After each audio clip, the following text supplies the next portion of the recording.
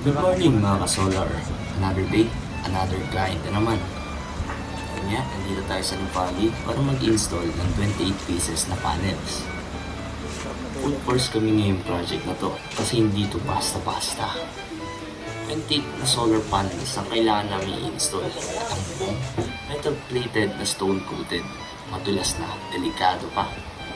Sa maling apak lang pwede kaming malaglag. Kailangan nga nila rin mag-ingat dito mag-drill, baka mabasag yung tile. Kaya bawat hakbang, planado. Kailangan sobrang ingat para walang masira at ligtas ng lahat ng installer natin. Unang challenge, paglagay ng railings, hirap i-bolt ang ganitong klaseng gulong. Sobrang taas, init, maslant ang buo at hirap silang i-drill ito.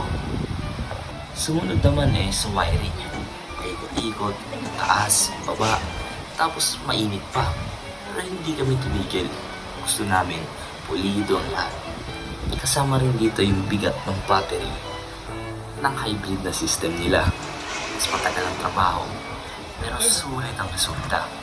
Inabot kami ng ilang araw, pero sulit kasi quality ang habol namin. Hindi pagmamadali. At ayan na siya. 28 panels, secured wirings, solid ang battery system, malinis, maayos, at ready na.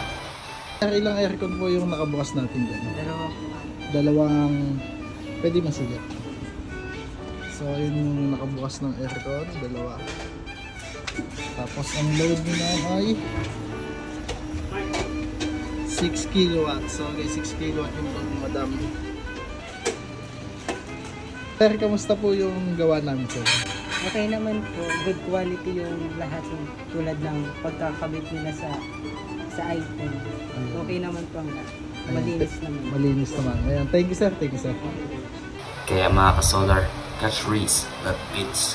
PM lang kami para sa increase. Thank you!